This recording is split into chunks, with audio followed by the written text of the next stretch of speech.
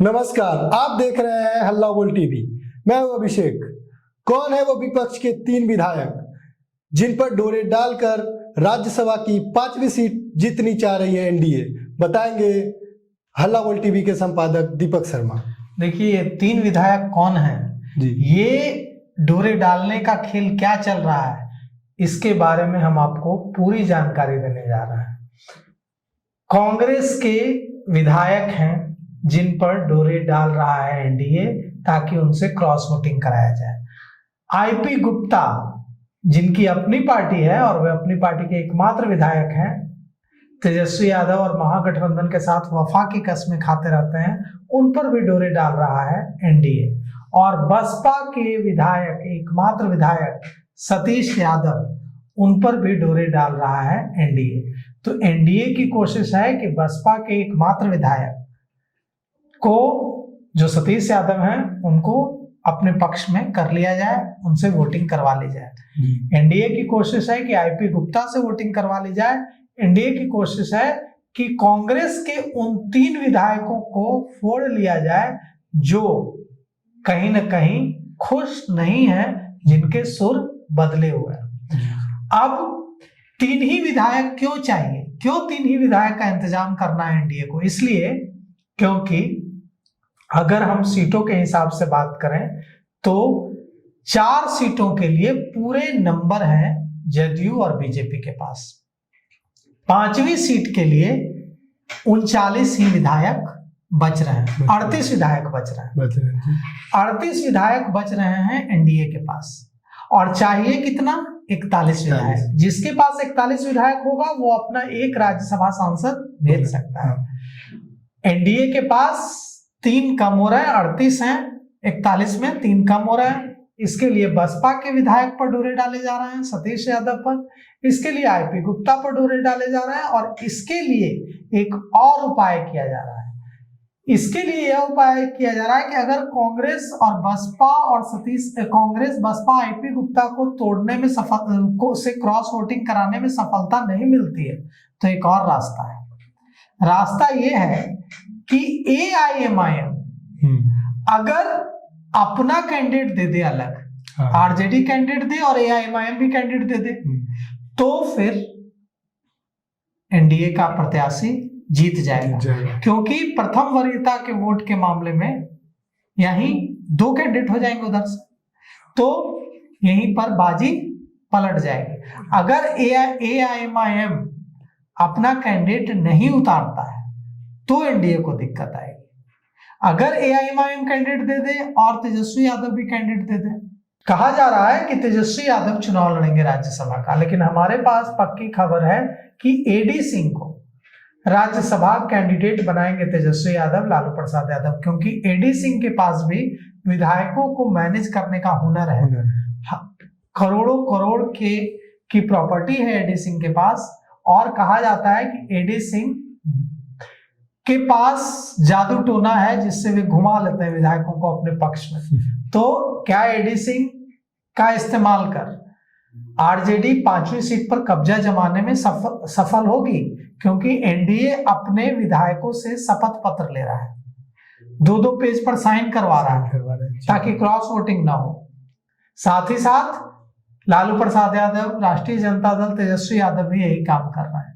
हर किसी को डर है कि क्रॉस वोटिंग ना हो जाए। कहा जा रहा है कि उपेंद्र कुशवाहा को भी ऑफर दिया गया है कि अगर वे 5वीं सीट चाहते हैं, तो 5वीं सीट के तौर पर जाना चाहते हैं राज्यसभा, तो उन्हें अपनी पार्टी बीजेपी में मर्ज करनी होगी। इसके लिए वे तैयार नहीं है। तो कुल मिलाकर के स्थिति यह है कि 5वीं सीट के लिए कड़ी जंग तेजस्वी यादव और एनडीए के बीच होगी, और देखिए कौन किससे क्रॉस वोटिंग कराने में सफल होता है। तो अब यहां रणनीति की बात होगी, और इसकी बात होगी कि क्या लोजपा या आरएलएम या दूसरी पार्टियों के विधायकों से या बीजेपी या जदयू के विधायकों से क्रॉस वोटिंग करा पाएंगे तेजस्वी यादव, या क्या एनडीए के जो रणनीतिकार हैं वो क्रॉस वोटिंग करा पाएंगे महागठबंधन के विधायकों से? क्योंकि लड़ाई 5वीं सीट के लिए बेहद रोचक है। एनडीए मजबूत है, लेकिन एक सीट पर मामला अटका हुआ है। प्रत्याशियों की बात करें तो कहा जा रहा है कि रामनाथ ठाकुर हो सकते हैं प्रत्याशी, रिपीट हो सकते हैं, हरिवंश नारायण सिंह रिपीट हो सकते हैं, पवन सिंह जा सकते हैं। यह भी कहा जा रहा है कि यह भी हो सकता है कि निशांत कुमार को कैंडिडेट बना दे जनता दल यूनाइटेड। मनीष वर्मा जो जनता दल यूनाइटेड के राष्ट्रीय महासचिव हैं, पूर्व आईएएस अधिकारी हैं, उनके नाम की भी चर्चा चल रही है। कई नामों की चर्चा चल रही है, लेकिन अभी फाइनल नाम किसी का नहीं हुआ है। 5वीं सीट पर मामला फंसा हुआ है और इस सीट को जीतने के लिए एनडीए छोटे दलों और कांग्रेस के बसपा आईपी गुप्ता और कांग्रेस के विधायकों पर नजर एनडीए की गड़ी हुई। उधर महागठबंधन भी क्रॉस वोटिंग कराने की कोशिश कर रहा है और अगर तेजस्वी यादव कैंडिडेट होते हैं तो फिर और रोचक लड़ाई होगी, लेकिन हमारे पास जो खबर है उसके मुताबिक तेजस्वी यादव खुद मैदान में नहीं उतरेंगे। और देखिए अब यह जो लड़ाई है इसमें छोटे दलों की अहमियत बड़ी बढ़ गई है। बसपा की अहमियत बहुत बढ़ गई है, आईपी गुप्ता की अहमियत बहुत बढ़ गई है। बसपा के एक विधायक जो है सतीश यादव, उनकी अहमियत बहुत बढ़ गई है, आईपी गुप्ता की अहमियत बढ़ गई है। और AIMIM all India Majlis-e Ittehadul Muslimeen, AIMIM जो ओवैसी की पार्टी है, सदुद्दीन ओवैसी की पार्टी है, इसके 5 विधायकों की अहमियत बहुत ज्यादा बढ़ गई है। तो अब यहाँ इससे तय होगा कि एआईएमआईएम किसको सपोर्ट करता है, इससे तय होगा कि आईपी गुप्ता किसको सपोर्ट करते हैं, सतीश यादव किसको सपोर्ट करते हैं। राज्यसभा चुनाव में क्रॉस वोटिंग की आशंका तो हमेशा रहती है और क्रॉस वोटिंग इस बार भी नहीं होगी, इसकी कोई गारंटी नहीं है। क्रॉस वोटिंग की कोशिश की जा रही है। एनडीए को जहां यह भरोसा है कि उसके विधायक एकजुट रहेंगे, वहीं डर भी है, तभी तो साइन करवाए जा रहे हैं, शपथ पत्र लिए जा रहे हैं। इधर राजद के रणनीतिकारों को भी अपने विधायकों के क्रॉस वोटिंग करने का डर सता रहा है।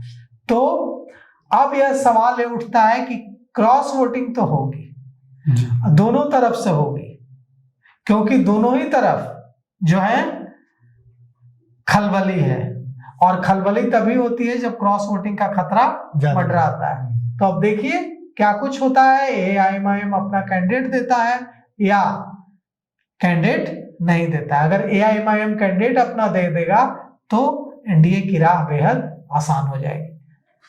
तो जैसा कि आपने देखा कि कैसे राज्यसभा की 5वीं सीट के लिए कसमकस कर रहे हैं राजनीतिक पार्टियां, तो बने रहिएगा हल्ला बोल टीवी के साथ। और अगर आपकी कोई भी राय हो तो कमेंट सेक्शन में जरूर बताएं। धन्यवाद।